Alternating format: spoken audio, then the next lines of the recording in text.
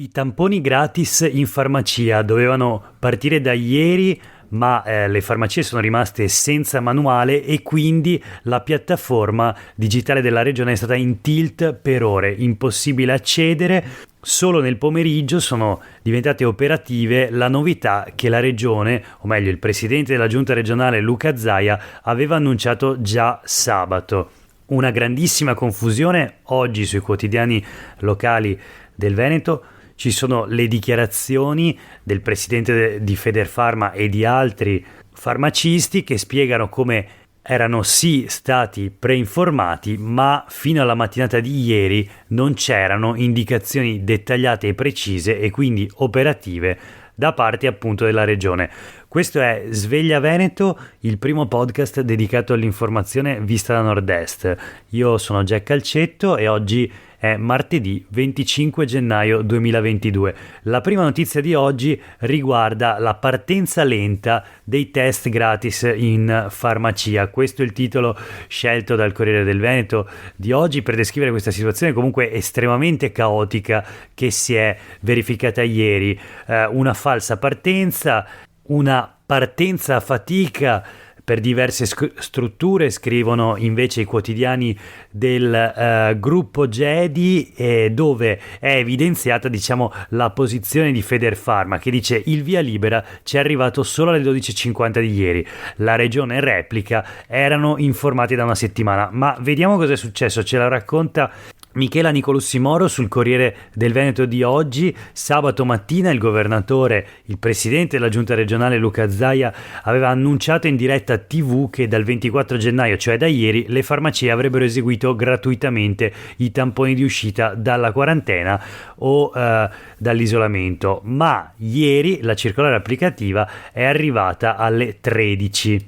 Patrizia Zennaro di Federfarma Padova non usa mezzi termini, si è scatenato l'inferno, i telefoni squillavano in continuazione, ma dovevamo dire a tutti di richiamare perché non eravamo ancora edotti sulle procedure. Di comunicazione tardiva da parte della regione parla anche Franco Gariboldi Muschietti, presidente di Farmacie Unite, che sottolinea come sabato scorso le farmacie siano state avvertite mezz'ora prima soltanto dell'annuncio di Zaia in diretta TV e spiega andremo a regime mercoledì.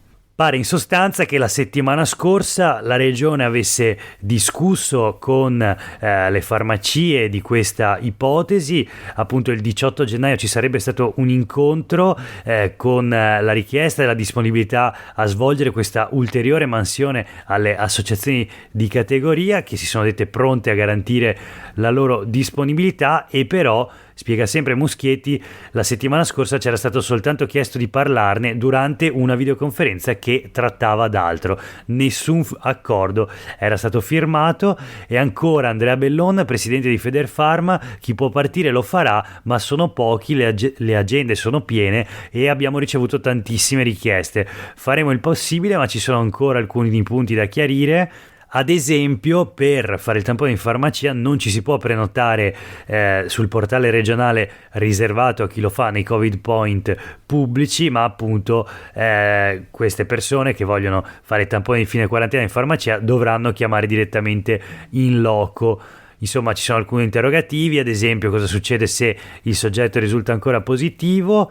E il segretario della FIMG, Federazione dei Medici di Base, informa che ieri alle ore 16 la circolare applicativa non era arrivata né ai medici di base né ai pediatri di libera scelta. Scassola della FIMG dice siamo sconcertati e preoccupati per queste esternazioni di Zaia non concordate. Insomma, un vero e proprio caos, le farmacie costrette a fare tutto di corsa. Vedremo se questa modalità dei tamponi appunto in farmacia prenderà piede e riuscirà a decollare. Sarebbe riservato comunque per i contatti scolastici, i tamponi di fine quarantena e appunto quelli di isolamento. Serve ovviamente la ricetta, il tampone è gratuito, i 15 euro verranno rimborsati dalla regione alle farmacie.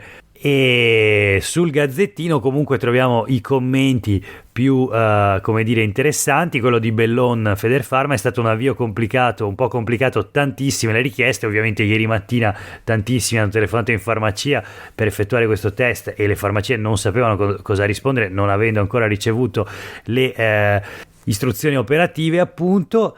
Da parte della regione la replica: gli operatori erano invece informati, il governatore li ha anche ringraziati. E allora bene così in qualche modo. Ma oltre alle farmacie ci sono anche altri servizi diciamo che vengono allestiti dalle ULS. Per esempio l'ULS 6 Euganea ha attivato un nuovo punto tamponi riservato agli studenti nella fiera di Padova. Il servizio sarà appunto riservato alle scuole ed è un'iniziativa volta ad abbassare la pressione sugli altri punti tampone. Voltiamo pagina, perché sul giornale di Vicenza di oggi si torna a parlare dopo pochi giorni della possibilità di uno sciopero dei medici di base, che si dicono esasperati e inascoltati ovviamente da parte della regione, che di recente con una delibera di giunta ha aumentato a 1800 i pazienti per ciascun medico di base. Erano 1500, ora sono appunto 1800 i pazienti. Si tratta ovviamente del numero massimo che possono essere assegnati a ciascun medico. SNAMI e SMI, quindi due sindacati, proclamano lo stato di agitazione e la CGIL, la CISL e la UIL parlano di un abbandono degli anziani, sottolineando il fatto che mancano i medici di base. Ne manca 1 su 6 per la precisione sul territorio regionale del Veneto, quindi gli anziani si sentono abbandonati, molte le zone appunto scoperte da questo importantissimo servizio. La FIMG del Veneto di nuovo torna sotto, la federazione quindi dei medici di medicina generale, torna di nuovo a sottolineare un problema, che è il metodo sbagliato con cui vengono prese le decisioni, un metodo che fa fuggire i giovani. E sui tamponi, quello di cui abbiamo parlato poco fa, c'è stato l'ultimo schiaffo ai medici di base da parte appunto di una regione che non li ha coinvolti, secondo la FIMG appunto, nelle sue decisioni. Il commento dell'assessore alla sanità che dice: non è il momento di scioperare. E insomma, vedremo cosa decideranno di fare i medici di medicina generale, che senz'altro da 2 anni, come tutto il personale sanitario, sta vivendo una situazione di grave emergenza, come tutti noi, insomma la pandemia che ha sconvolto le nostre vite. Ma oltre a questo, i medici di medicina generale vivono sicuramente una stagione che precede lo scoppio della pandemia di grande difficoltà e di sacrificio da parte di professionisti che sono sempre meno numerosi, almeno in Veneto, e sempre più sommersi da appesantimenti burocratici. Restiamo sempre in sanità, ma ci spostiamo a Padova. Sul Mattino di oggi la notizia: l'ULS 6 Euganea, dopo l'attacco hacker dello scorso 3 dicembre con un clamoroso data breach, ha varato un regolamento per i dipendenti, un regolamento diciamo appunto anti-hacker, ed è interessante perché appunto vieta l'utilizzo dei social e di siti internet extra lavoro. Sono previste sanzioni civili, penali e contabili ovviamente per gli illeciti. L'azienda sanitaria appunto di Padova cosa dice? Con lo smart working le postazioni sono più esposte a rischi, sono previsti controlli nei confronti dei dipendenti per vedere come utilizzano le attrezzature e controlli addirittura a campione nelle email. Insomma, tra le iniziative ce ne sono anche altre ovviamente per aumentare la sicurezza informatica messe in campo da parte dell'ULS. C'è anche questo regolamento per l'utilizzo dei sistemi e degli strumenti informatici.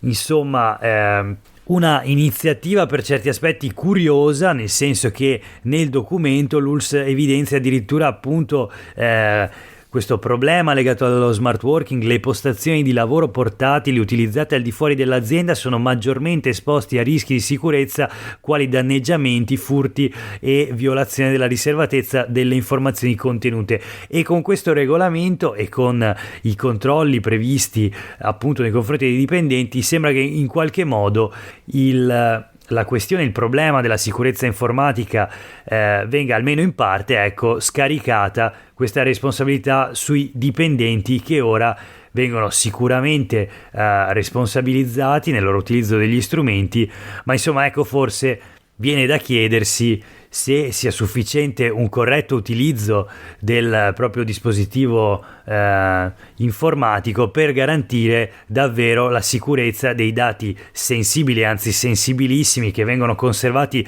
nei server di un'azienda sanitaria come l'ULSS 6 Euganea, azienda che è stata bersaglio di un poderoso attacco hacker che ha paralizzato per giorni i servizi dell'ULSS 6 e che soprattutto ha permesso agli hacker di catturare, di rubare una marea di informazioni. Non è ancora chiaro, tra l'altro, quante e quali informazioni siano state rubate. Forse quelle pubblicate nel dark web finora, relative pare soltanto all'ospedale di Schiavonia.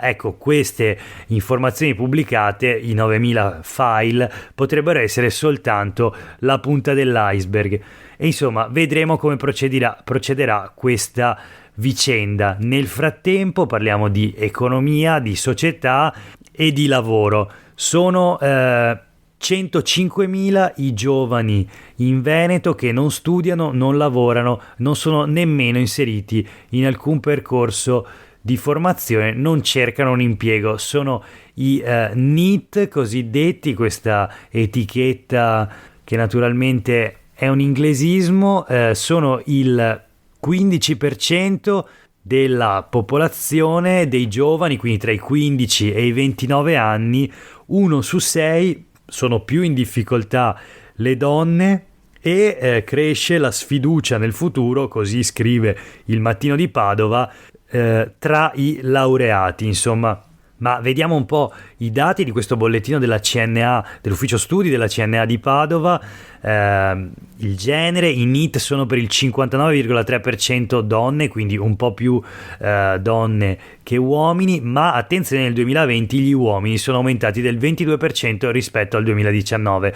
Questo studio e questi dati sono interessanti perché non tanto per i valori assoluti, che sono comunque importanti, quanto per la tendenza che viene evidenziata. E infatti vediamo che nel 2020, l'ultimo anno per cui sono disponibili questi dati, c'è una crescita dei giovani cosiddetti NEET del 18,5% sull'anno precedente. Vediamo l'età: il 56,6% dei NEET veneti ha tra i 15 e i 24 anni, ma nel 2020 di nuovo i giovani tra i 24 e i 29 anni che non studiano, non lavorano, non cercano lavoro, sono aumentati addirittura del 25%. Più di 1 su 2 ha il diploma superiore, ma attenzione, nel 2020 i laureati sono in crescita del 26,6%. 4 su 10 non cercano lavoro, mentre il 38% ha lasciato gli studi. L'ultimo dato interessante riguarda la nazionalità: sono per lo più italiani, 76.000 gli italiani a fronte di appena 29.000 giovani di origine straniera. Insomma, questo è un po' l'identikit dei giovani che non studiano, non lavorano, non cercano lavoro, non sono inseriti in percorsi di formazione nella nostra regione, in Veneto. Un fenomeno in crescita nel 2020, primo anno di pandemia. C'è sicuramente l'impatto evidente dell'emergenza sanitaria, della crisi anche economica dovuta al blocco di molte attività. Insomma, lo si vede nell'inversione del trend, che appunto fino al 2019 era in calo e ora ricomincia a crescere, anzi si impenna. Viene da chiedersi quali politiche siano dedicate ai giovani, in particolare ai giovani che non sembrano avere di fronte a sé delle prospettive, e anche a quei giovani, sono circa 10.000 ogni anno, che dal Veneto direttamente se ne vanno, emigrano spesso all'estero ma anche in altre regioni.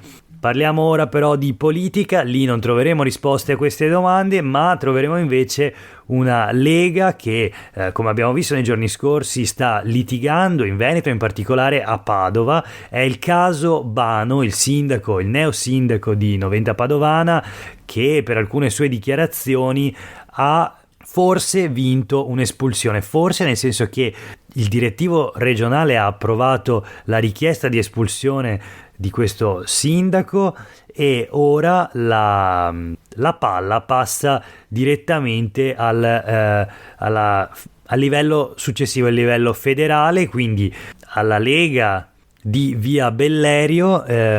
Non c'è comunque l'unanimità nella richiesta di espulsione di Marcello Bano, infatti l'assessore regionale Roberto Marcato ha votato contro il provvedimento, mentre il presidente della giunta regionale Luca Zaia ha chiesto di garantire la difesa appunto al sindaco di Noventa. Una vicenda che quindi è destinata a proseguire e che scaturiva dalla critica di Marcello Bano, appunto sindaco di Noventa, nei confronti del candidato individuato dal centrodestra per le prossime elezioni amministrative di Padova. Infine vediamo alcune notizie flash. Bloccata dal TAR la delibera che regalava 3 giorni di caccia, questo è il titolo sul Mattino di Padova. Di cosa si tratta? Lo vediamo sul Gazzettino. Il TAR ha fermato e ha sospeso una parte del calendario venatorio in Veneto, sospesa anche l'ultima delibera della giunta regionale sull'avifauna. Insomma, doppio colpo alla caccia con 2 distinti pronunciamenti del TAR.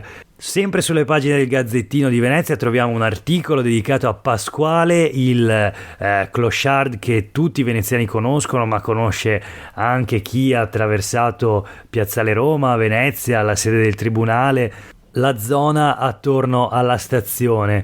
Una persona che appunto è nota per i suoi cori spesso cantati con un megafono in mano, mentre tiene come mantello una bandiera della Serenissima Repubblica di Venezia.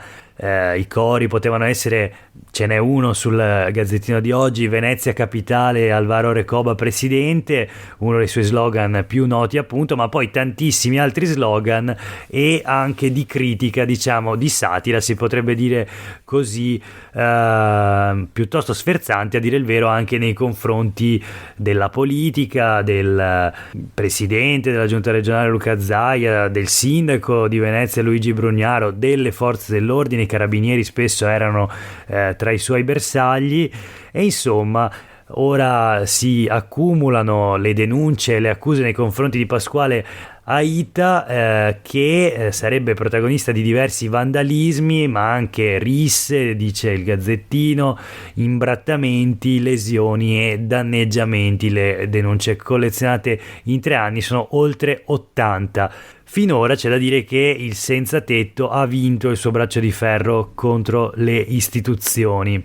Infine, sulle pagine del Corriere del Veneto invece oggi troviamo un'intervista a Tinto Brass, regista, sceneggiatore, montatore e scrittore, considerato il maestro del cinema erotico italiano. Si racconta la malattia, l'amore per Caterina e per il cinema. All'anagrafe Giovanni Brass, nato a Milano nel marzo del 1933 in una modesta famiglia goriziana di origini austriache, è poi cresciuto a Venezia. Per alcuni anni ha studiato alla facoltà di giurisprudenza all'Università di Padova, ma poi si è dedicato al cinema. Il primo film è del 63, la celebrità invece arriva con il film La Chiave dell'83 con Stefani Sandrelli. In carriera ha girato ben 26 lungometraggi.